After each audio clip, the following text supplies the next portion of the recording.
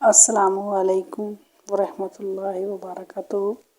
Hulagu Khan جو کہ منگول سلطنت کا بانی تھا اور چنگیز خان کا وہ پوتا تھا جس نے چنگیز خان کے بعد دنیا کی تاریخ میں ظالم اور سفاک ترین حکمرانوں میں اپنا نام پیدا کیا۔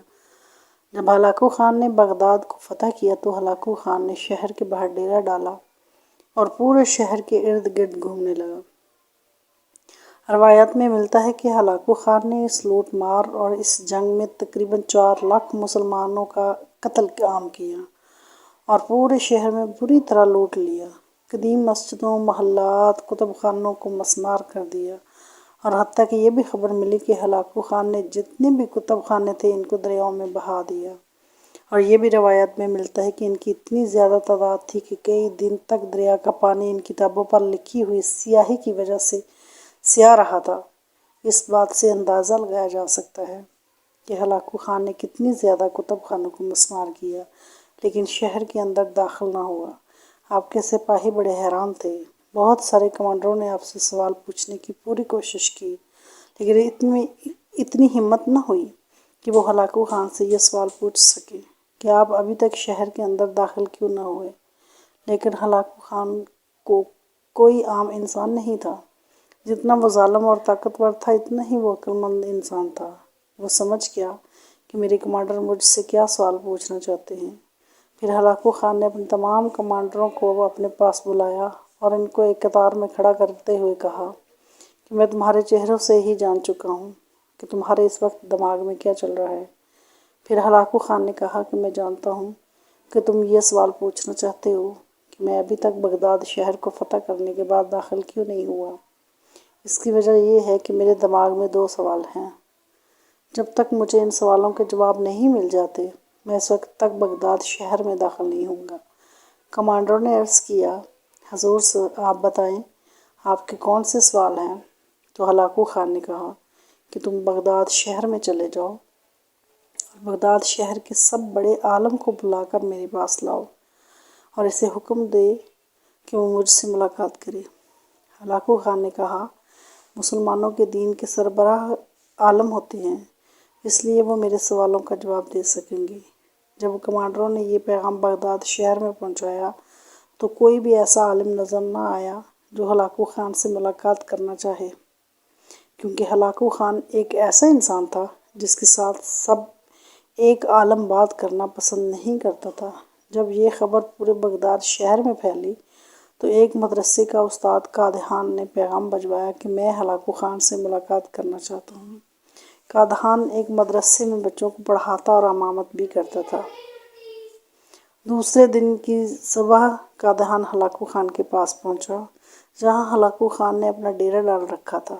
قادحان نے پیغام بھجوایا کہ جا کر اپنے خان کو بتاؤ کہ ایک استاد جو کہ بغداد شہر کے مدرسے میں بچوں کو پڑھاتا ہے وہ آپ سے ملنے کے لیے آیا ہے۔ اور حیرانگی کی بات یہ تھی کہ کیونکہ قادحان ساتھ میں ایک اونٹ، ایک بکرا اور ایک مرغا بھی لے کر گیا۔ ہلاکو خان نے کہا کہ اس کو اندر آنے دیجیے۔ جب قادحان اندر گیا تو ہلاکو خان نے اس کو سر سے پیر تک دیکھا اور کہا تو وہ آدمی ہو جو مجھ سے ملنا چاہتے ہو؟ ہلاکو خان سے کہا کہ تم مجھ سے بڑی چیز سے ملنا چاہتے ہو؟ اگر یہی تمہاری خواہش ہے تو باہر ایک اونٹ کھڑا ہے، تم اس سے ملاقات کر سکتے ہو۔ اگر تم داڑھی والے سے ملنا چاہتے ہو تو باہر ایک بکرا کھڑا ہے، تم بکرے سے بھی ملاقات کر سکتے ہو۔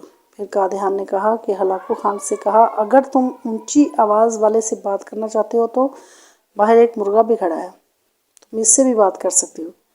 یہ سن کر ہلاکو خان بڑا حیران ہوا کہ یہ نوجوان کوئی عام انسان نہیں بلکہ بہت عقل مند انسان ہے اور یہ میرے سوالوں کے جواب دے سکتا ہے۔ ہلاکو خان کو اس کا انداز بیاں بہت پسند آیا۔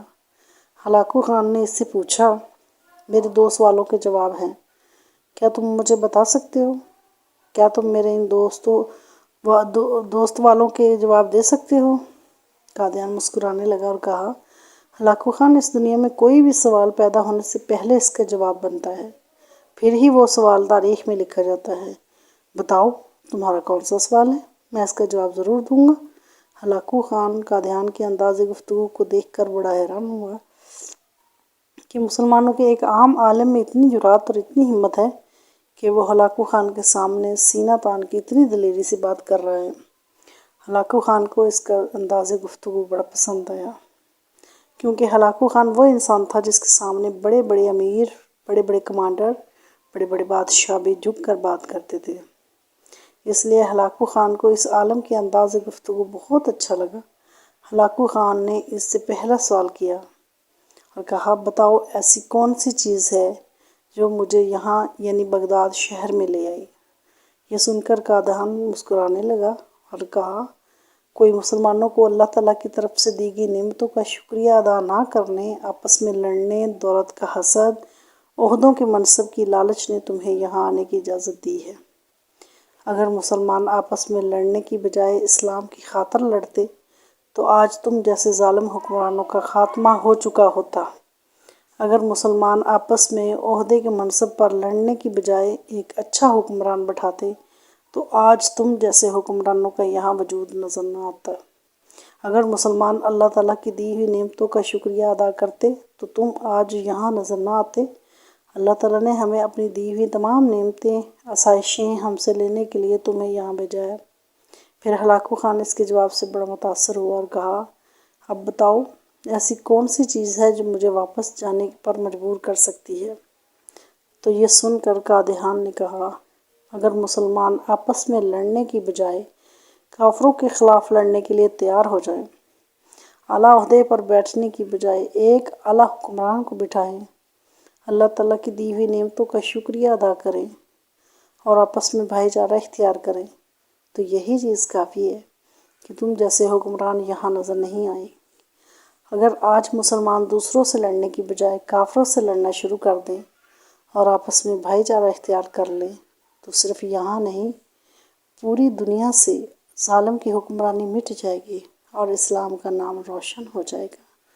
لیکن جب تک مسلمان دین اسلام سے دور ہو چکے ہیں، جب تک وہ واپس نہیں آتے، جب تک ہم اللہ تعالیٰ کی دی ہوئی نعمتوں کا شکریہ ادا نہیں کرتے، جب تک ہم متحد نہیں ہوتے، یہاں سے کوئی الا بھی نہیں سکتا۔ اور جس دن مسلمانوں نے ان باتوں پر عمل کر لیا تو تم تو کیا چیز، یہاں چنگیز خان بیاہ تو اسے واپس جانا پڑے گا۔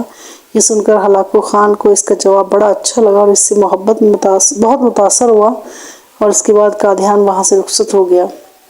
دوستو، یہاں آپ کو ایک اور عالم کی عقل مندی کا واقعہ سناتے ہیں، اور وہ واقعہ کچھ اس طرح تھا کہ تاتاری فتح کے بعد ہلاکو خان کی بیٹی بغداد میں گشت کر رہی تھی کہ ایک ہجوم پر اس کی نظر پڑی۔ ہلاکو خان کی بیٹی نے پوچھا، لوگ یہاں کیوں اکٹھے ہیں؟ سپاہی ہجوم میں گئے اور واپس آ کر کہا کہ ایک عالم کے پاس کھڑے ہیں۔ ہلاکو خان کی بیٹی نے عالم کو اپنے سامنے پیش ہونے کا حکم دیا۔ عالم کو تاتاری شہزادی کے سامنے لا حاضر کیا گیا۔ شہزادی نے مسلمان عالم سے سوال کرنے لگی، کیا تم لوگ اللہ پر ایمان رکھتے؟ عالم نے جواب دیا، یقیناً ہم ایمان رکھتے ہیں۔ شہزادی نے کہا، کیا تمہارا ایمان نہیں کہ اللہ جیسے چاہے غالب کرتا ہے؟ عالم نے کہا، یقیناً اس پر ایمان ہے۔ شہزادی نے طنزیہ لہجے میں کہا، تو کیا اللہ نے آج ہمیں تم لوگوں پر غالب نہیں کر دیا؟ عالم نے سنجیدگی سے جواب دیا، یقیناً کر دیا ہے۔ شہزادی نے کہا، تو کیا یہ اس بات کی دلیل نہیں کہ خدا ہمیں تم سے زیادہ چاہتا ہے؟ عالم نے مسکراتے ہوئے جواب دیا، نہیں شہزادی نہیں۔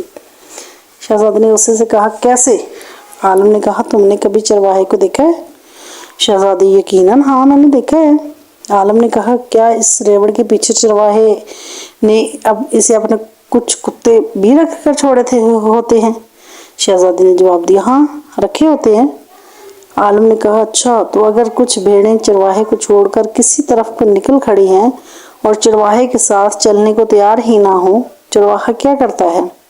شہزادی نے کہا کہ وہ ان کے پیچھے اپنے کتے دوڑاتا ہے تاکہ ان کو واپس اس کی کمان میں لے آئیں۔ عالم نے کہا، وہ کتے کب تک ان بھیڑوں کے پیچھے رہتے ہیں؟ شہزادی نے کہا، جب تک وہ فرار رہیں اور چرواہے کے اقتدار میں واپس نہ آ جائیں۔ عالم نے مسکراتے ہوئے کہا، تو آپ تتاری لوگ زمین پر ہم مسلمانوں کے حق میں خدا کے چھوڑے ہوئے وہ کتے ہیں۔ جب تک ہم خدا کے در سے بھاگ کے رہیں گے اور اس کی اطاعت اور اس کی در پر نہیں آ جائیں گے، تب تک خدا تمہیں ہمارے پیچھے دوڑائے رکھے گا۔ تب تک ہمارا امن چین تم ہم پر حرام کیے رکھو گے۔ ہاں، جب ہم خدا کے در پر واپس آ جائیں گے، اسی دن تمہارا کام ختم ہو جائے گا۔ دوستو، مسلمان عالم کے اس جواب میں آج ہمارے لیے غور و فکر کے لیے بغور کچھ پوشیدہ ہے۔ میری ویڈیو لائک کریں، شیئر کریں، اگر پسند آئے تو سبسکرائب بھی کریں میرا چینل۔ Thank you.